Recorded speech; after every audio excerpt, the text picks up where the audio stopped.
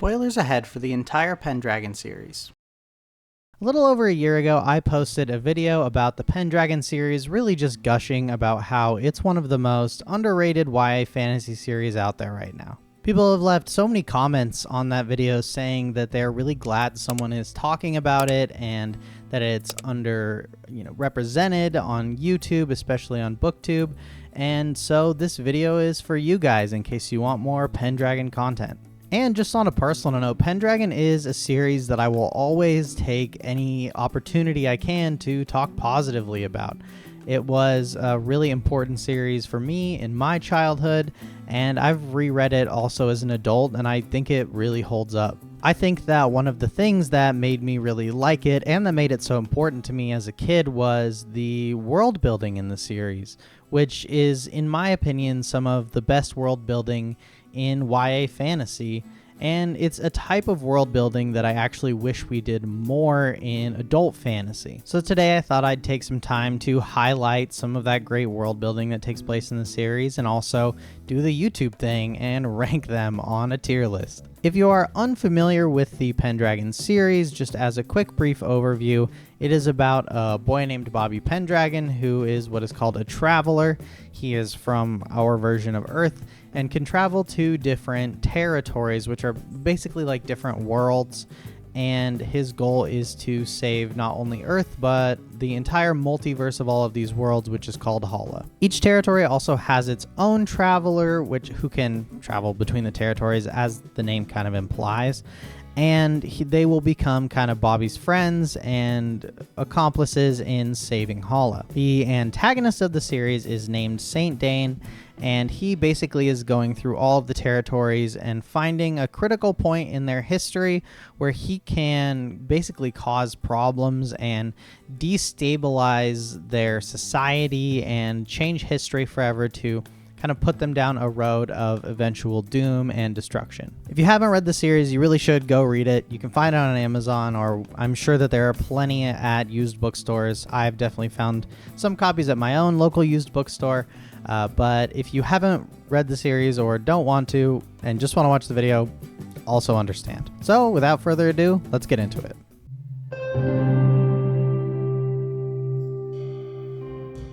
We're doing this in the order that they visit the territories in the series, so we're going to start with Second Earth, where our story begins. Second Earth is basically just Earth in 2002, so there's not really too much to explain from a world-building perspective, and you might actually think that that is going to land it in the boring tier because it's just our world, so, what is there really to say about it?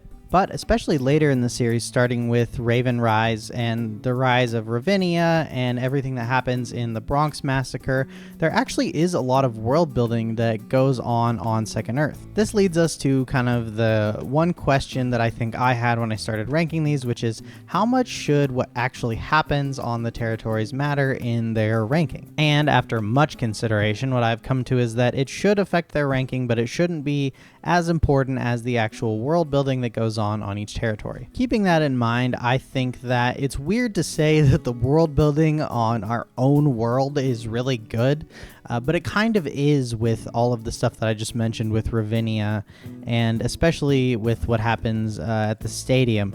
So because of that, this is going to end up in the interesting tier.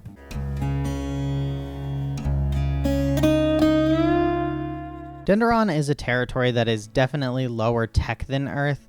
The main two tribes that we see kind of interacting on Denduron are the Bedouin and the Malago. The Bedouin are enslaving the Malago to mine a mineral called tack, which is very explosive and volatile. This obviously makes mining it very dangerous, but also if the Malago don't meet their quota for mining tack, then the Bedouin will pick one of them by lottery to sit on this big wheel and light a tack charge below it, exploding and killing whoever is on the wheel. So that obviously causes some conflict between the two tribes, and Bobby helps kind of the Malago fight back and also kind of helps mend some of the conflict between the two. As far as the actual territory itself, Denduron is not super exciting to me. It's like basically pretty low tech and tribal. It reminds me a lot of Earth, which kind of doesn't strike my fancy that much for me personally. I feel like the draw here is more the tack and the plot line and kind of learning about the two tribes, which I don't find either of the two tribes super interesting. This makes a lot of sense though, and this is not meant to be a criticism against this book because it is the first book and we are already learning so much about how travelers work, what's going on, who these people are, what territories are, who Saint Dane is. There's a lot to explain here, and so I actually think that the choice to have one of the simpler territories be the first one makes a lot of sense for the overarching series and how it's paced out, but it does lead to a more boring territory in my opinion. I will say though the dynamic between the two tribes is interesting with their level of technology differing, and also just kind of they obviously have a lot of history here. Also, there's obviously a lot of allusion to like our own colonialist history here on regular real life Earth, and I always appreciate it when an author can kind of write some of those darker themes into a YA novel in a way that doesn't make it feel not YA anymore. So, not Denduron's fault, but I think just because of how uninteresting the planet is, it's gonna go in the just fine tier.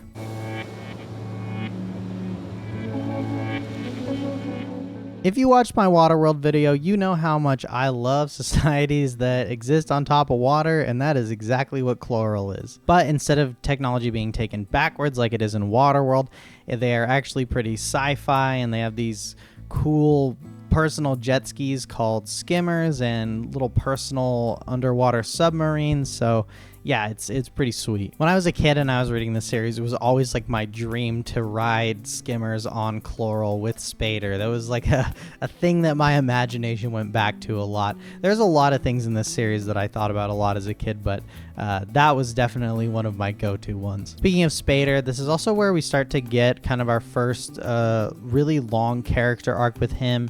His father is killed, and Spader has a really hard time dealing with that, especially like his anger around it and wanting to get revenge, which kind of makes him pretty impulsive throughout the series, and that's really something he has to work on. Unfortunately, that is probably the most interesting part of the story, in my opinion, is that arc. The plotline is not that great. It starts out pretty cool with this virus that is infecting people and crops on all the different kind of floating societies around Cloral, which eventually could lead to like them not having food and their eventual societal doom. But unfortunately, the answer just kind of ends up being them finding this city called the City of Far, which is basically just Atlantis, and the Far people have the cure for this virus that is causing all the problems. So Bobby basically just gets it from them and then delivers it to the societies that are floating. Because it's just like Atlantis, to me that kind of ruins like the plot line a little bit, because I feel like that's a little bit overused and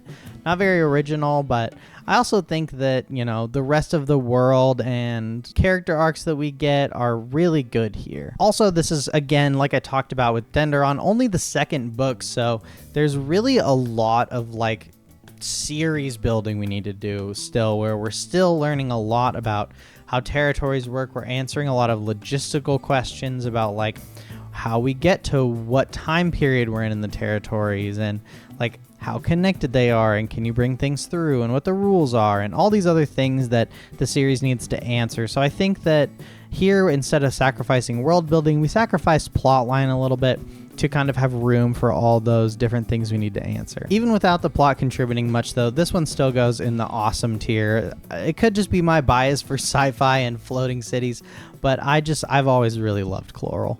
I'm just going to say right off the bat, my biggest problem with First Earth is that it is in the 1930s. Third Earth, which we'll talk about next after First Earth, is set in the 51st century.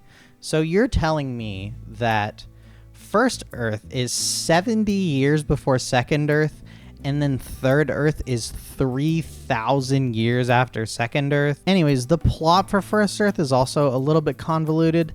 They need to make sure that the Hindenburg blows up, which, if you're unfamiliar, was a real-life Zeppelin that blew up in 1937, I think, killing 35 people. The intention of this is obviously to bring some darkness into this series, because if the Hindenburg doesn't blow up, then what ends up happening is a payment gets delivered to someone who will end up being a spy for the guy with the weird mustache and the salute, and they will end up winning World War II by inventing the atomic bomb. The way that they kind of like connect these events all together feels really odd, and I think that this sort of like historical fiction arc that we go on in the 1930s, to me, doesn't really fit like the story very well, because everything else is so removed from reality, but this is like trying to connect historical events to like really important things. It kind of reminds me of that book by Stephen King. I have it on my shelf. I'm looking at it. 11/22/63. That's about time travel, but it's like that, but kind of not done very well. So because of that and the plotline not being my favorite, it's gonna go in the boring tier.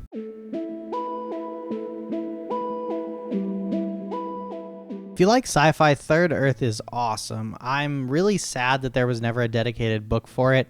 I honestly would have easily traded the last one we talked about on First Earth for an entire book on Third Earth. That would have been really cool. On Third Earth, when they first visit it, it really feels like a utopia. Humans do all live underground, which kind of sucks, but they've made it like really cool and convenient and sci-fi. But later on in the series, they kind of come to realize that everything is not as good as it sort of seems on the surface. It's funny, one of the things that really has not aged well in this series, not in an offensive way, but just with kind of the cultural zeitgeist around things, is that a big part of the thing they talk about in Third Earth is that AI kind of handles all of the daily tasks and chores and inconvenient things that humans have to do. And in like 2003, that was a really cool idea that everyone was on board for, and now I think we have a much different perspective on it that is much more divided. Besides that, there seems to be like no crime or really war at all, and information is really broadly accessible. They actually, the reason we're talking about it right now is because in the third book they do visit there so that they can run a simulation of what would happen in history if the Hindenburg didn't burn down, to see if it's actually necessary to save it, and also to kind of try to uncover Saint Dane's plan. We do learn later that the reason that there is like AI everywhere and that there's no war and there's all this peace, there's kind of a price associated with that, which is that the cult that I talked about earlier, Ravinia, is like in charge of the whole world, which is obviously not ideal. It's kind of an authoritarian government. So even though Third Earth, like I said, doesn't have its own dedicated book, it does have a plot line around it and still remains pretty crucial to the overarching series plot line, and it definitely evolves throughout the series. So overall, I like it. I don't think it's incredible, so it's going to go in the interesting tier. I think honestly, if we spent more time there and it was more fleshed out, I could see it being in a higher tier, but because we just don't get that dedicated book for it and we don't spend as much time here as we do on the other territories, I just don't think I can put it in the awesome tier.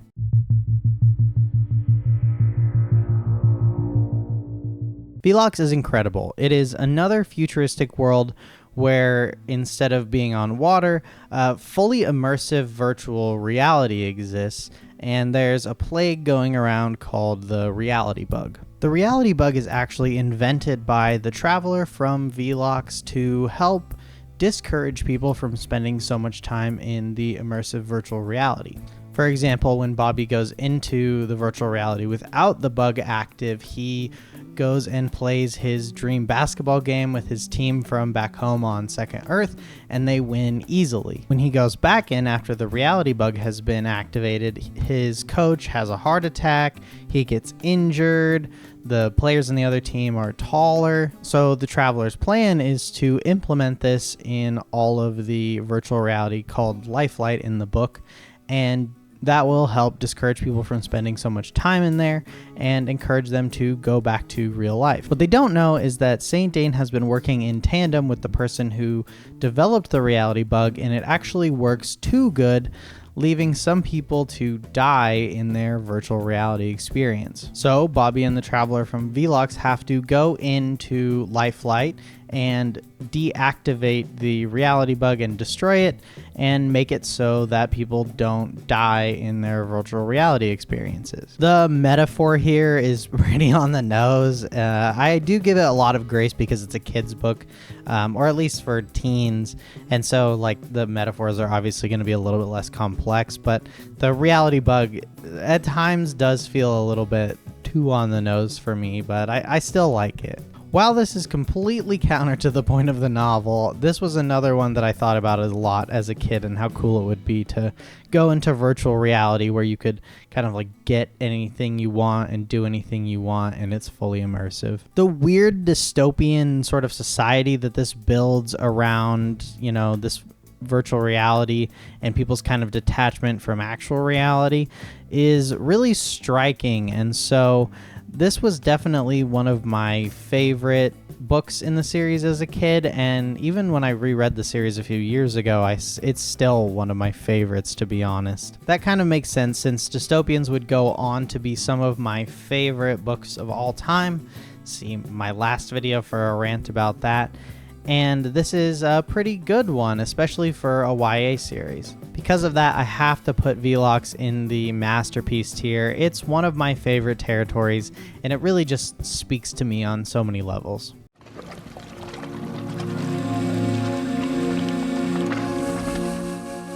Eelong is a really interesting territory. I think it's the first territory that really defies our expectations of these different places and what they could contain from like a story point of view. In it, humans have been reduced to a primitive animal called Gar, who are hunted and domesticated by the ruling species, the Klee. The Klee are a cat-like race of people who are more intelligent and live in societies. They have kind of the quote-unquote human role on Eelong. But there are some of the Gar that have retained their ability to speak and their intelligence and are as smart as the Klee, which is starting to present a problem because the Gar are not allowed to speak, or they can be killed by the Klee. So they do what anyone would do in this situation, form an underground resistance of Gar who can speak and think intelligently. Bobby is put in a tough spot because he realizes that to save this territory, he's going to both have to stop the genocide that the Klee are planning and also the rebellion that the Gar are planning. Unable to do both, he ends up sending all of the Gar, or at least a lot of them, to a different territory that we'll talk about next called Zadaa. The world itself is fairly interesting. The more interesting part about it definitely seems to be that humans are the subjugated species and that this cat-like race of people are the dominant ones. The fact that the dominant species is these cat people definitely kind of made the decision about the setting for the book, I think. Eelong is just like a jungle-ish type territory, which you'd kind of expect with the cats as a ruling race thing, and there are some other dangerous animals as well on Eelong. But overall, it's just kind of exactly what you'd expect from like a tropical rainforest / jungle setting. The swap of the dominant species is interesting, and colonialism and slavery continue to be a big theme here, which definitely is interesting and lends itself to a little bit deeper analysis and thought in the book, which I like. But overall, the territory itself is not really super exciting. Because of that, it's just going to end up in the interesting tier.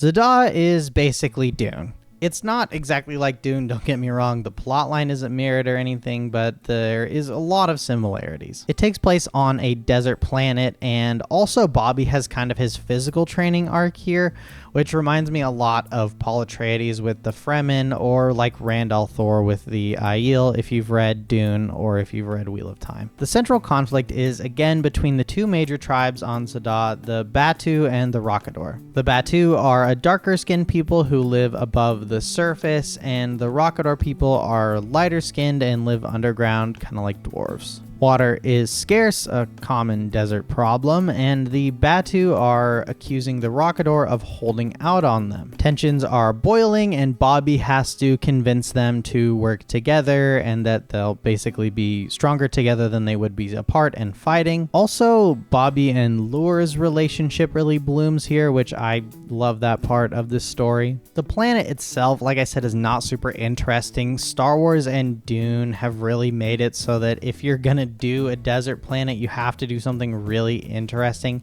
to make it not just feel a little bit tropey. That being said, the training arc for Bobby and then also him and Lure's relationship growing makes it not a total miss for me. So because of that, I'm gonna put it in the interesting tier.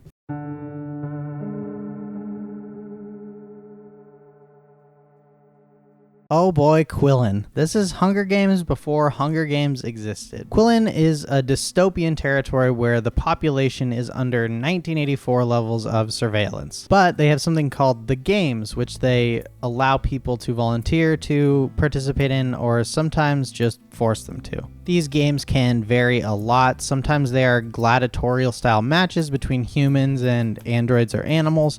Sometimes they are extremely dangerous, like race courses with obstacles. They can be deadly, shifting mazes. We see a lot of examples of different things that these games can be. You might be asking yourself why people would voluntarily participate in these, and the answer is very simple. It's poverty. You see, the people on Quillan are very poor, and if you survive the games, you will be given a lot of money. You can free yourself from slavery or servitude. There are a lot of things that can come out of it that will help you improve your life. Quillan is really the only time we see Bobby get betrayed in the series. The traveler from Quillan named Neva is actually working with Saint Dane secretly throughout this entire novel. This also leads to the first time where we really truly see Bobby and his friends fail to save a territory. This failure and betrayal brings so much needed emotional depth at this point in the series. I think one of the things I really love about Pendragon is that ramp up of like depth of themes, and also like the ramp up of the kind of the darkness of the series throughout it. And this is a really good example of kind of them turning that notch up a little bit on how kind of adult that things get. I've already said that I really like dystopian stuff in this video, and this one is even better than Veelox, so because of that, it's gonna have to go in the masterpiece tier. I really like Quillan, not only because of the world building that it does, but also everything that happens here that really helps deepen the story.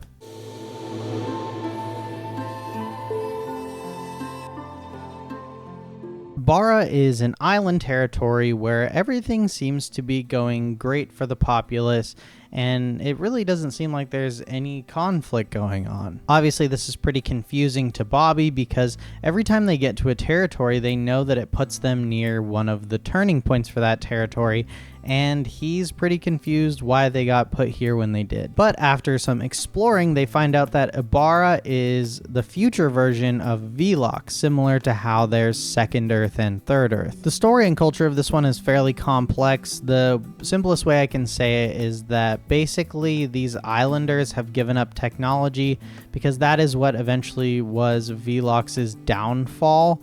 So they are very anti-technology, and that's also why they live so far away from what was originally the mainland where everyone else lived. But Saint Dane is across the world on that mainland that used to be Veelox, building an army that will not only destroy Ibara, but bring back technological ruin, just like what happened to Veelox. The island life and culture that is developed through this book is really good, and the story is definitely kind of getting towards its darkest at this point. This is also one of the longer books. They kind of get longer as the series goes on, so they really have a lot of time to like develop a real and full feeling culture and world in this one. The plot is just fine. The overarching story at this point has gotten pretty convoluted, and it becomes pretty clear at this point in the series that they haven't really written a way out of it yet. There's a lot of questions that are still left unanswered, and you start to know that you're near the end of the series and you're kind of like, when are they going to answer them?